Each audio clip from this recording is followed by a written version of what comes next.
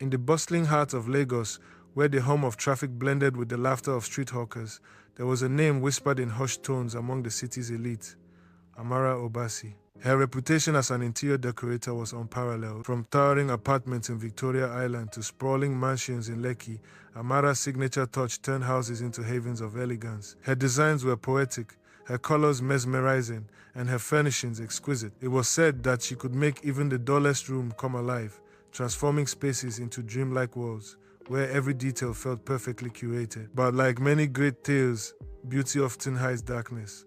Amara wasn't just talented, she was cunning. Behind her delicate smile and perfectly painted nails lay a mind that thrived on manipulation and something far darker: envy, greed, and a desire for power over the unsuspecting souls who invited her into their homes. It began with Mrs. Adetola, a wealthy banker who had just purchased a new home in Ikoyi. Excitedly, she called Amara, confident that her dream mansion would reflect her taste and sophistication. Amara arrived like a vision, dressed in flowing ivory fabrics, her hair perfectly coiffed, her voice sweet like honey. She walked through the halls of the Adetola residence, nodding appreciatively. "Your home has potential," she said softly, her eyes glinting in a way that made Mrs. Adetola slightly uncomfortable, though she quickly brushed it off. Over the next week, Amara transformed the mansion.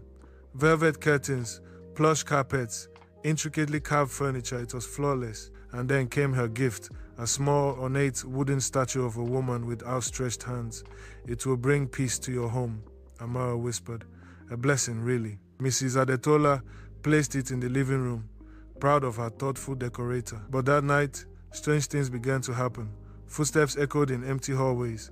Whispers seemed to float from the walls. The family dog refused to enter the living room where the statue Saturday shadows appeared where there should be none. At first, Mrs. Adetola dismissed these as coincidences. But when her husband fell ill for no apparent reason and her children began having nightmares of a dark woman, she knew something was terribly wrong. Amara's next client was a young entrepreneur, Chick, who had recently opened a boutique hotel in Lekki. He, too, wanted elegance, refinement, and a decorator who could leave his guests in awe. Amara arrived, her smile wide, her eyes glittering with an unreadable gleam. Weeks later, the hotel was transformed into a paradise.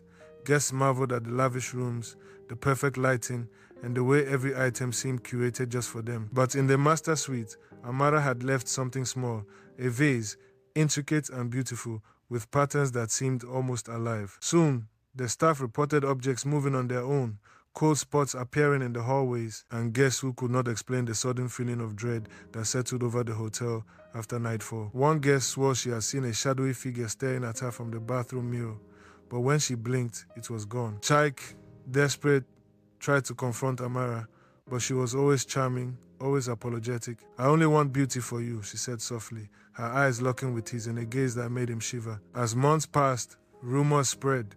People spoke in low tones about Amara's uncanny ability to make homes beautiful yet cursed. They said her gifts, though alluring, were never just gifts. Old women in the market spoke of how Amara's ancestors were witches, known for enchanting objects to bring misfortune. Yet, the wealthy continued to hire her, blinded by the promise of perfection. Amara thrived, feeding off the fear and fascination she inspired, her power growing with each home she touched. Then came Mrs. Ijeoma, a sharp-minded lawyer known for her pragmatism.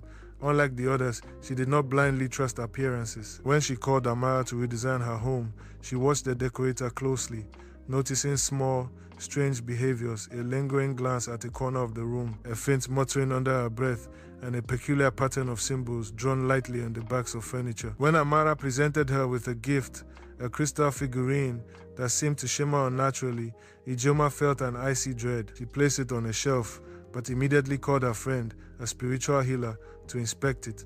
The healer's reaction was immediate. His eyes widened. "This is no ordinary decoration," he said gravely. "It carries a spirit meant to bind the soul of the household. She does not design homes. She traps them." Ijeoma realized she had to act quickly. She set a trap, inviting Amara for a final consultation. She had prepared charms, protective symbols, and a circle of salt, herbs, and sage. Amara arrived, radiant as ever, but as she stepped into the protective circle, her charm faltered. She hissed, her composure cracking, and for the first time, fear flickered in her eyes. "You think you can stop me?"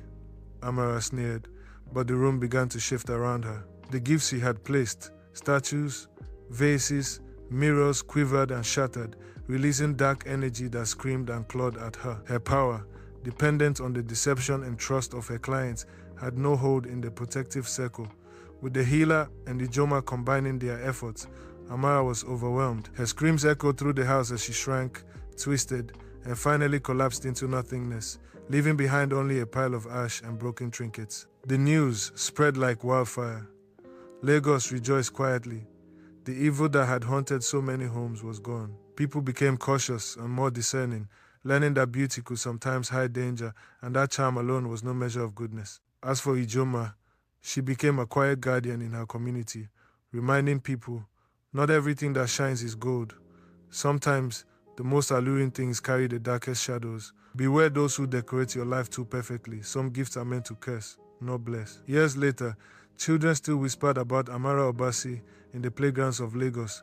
Adults recalled the luxury she once promised and the fear she unleashed. But the story became more than a tale of terror. It was a lesson, a caution, and a reminder that vigilance, wisdom, and courage could triumph over even the most insidious evil. And somewhere in the heart of Lagos, a new generation of decorators rose, their hands creating beauty without malice, always mindful that true elegance should never harm, and that the soul of a home is more valuable than its appearance. The evil interior decorator had been defeated, yet her legend lived on not as glamour, but as a warning.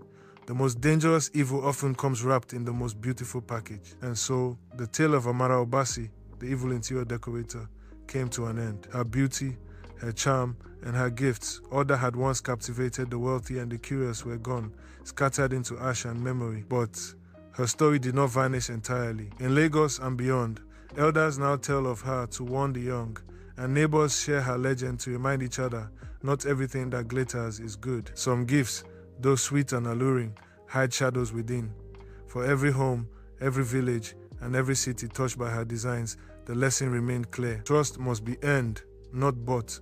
Power and beauty are not always kind, and those who wield them with greed invite disaster upon themselves and others. And so, Folktales of Many Tribes keeps this story alive, not just as a tale of fear, but as a story of wisdom. Listen well, children, travelers, and dreamers alike. In the heart of beauty may lie danger, and only courage, vigilance, and wisdom can protect you from unseen evil. Remember this tale when a gift seems too perfect, when a stranger's smile is too sweet, or when shadows linger where they should not. For in the world of folktales of many tribes, every story carries a warning, and every warning carries a truth. And that is the end of the evil interior decorator.